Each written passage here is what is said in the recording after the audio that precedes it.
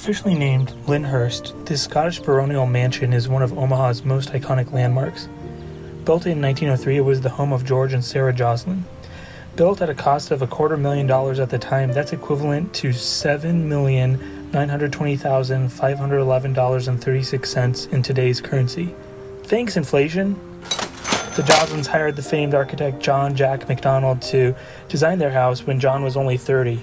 After the success of this commission, he would go on to design many notable Omaha landmarks, including the First Baptist Church, First Unitarian Church, and many buildings and private residences.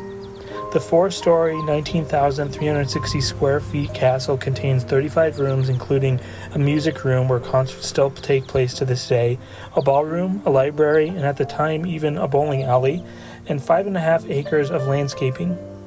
Sarah Joslyn loved cultivating exotic plants in her gardens, notoriously orchids from all over the world.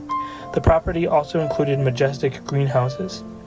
After the tornado of 1913, the Joslyns had the greenhouses repaired and donated to Hanscom Park, where they stood for 50 years. Today, Hanscom Park still has greenhouses that have been updated. After the Joslyns' time, the estate passed hands, being owned by Omaha's public school system and then assigned to the state of Nebraska. It's currently owned by a private trust created to maintain the property, and the castle has become the namesake for the surrounding area, aptly called the Joslyn Castle neighborhood. I love that the way the sun fell across the gorgeous landscaping and that I could use the structure to lead the eye through the composition. It was fun to build up the layers of the watercolor. It took me a while to really dial in the contrast I wanted, but once I went dark with my tones, I felt the painting started to pop. I think that's really going to be key going forward with future sketches if I wanted to have more depth and realism.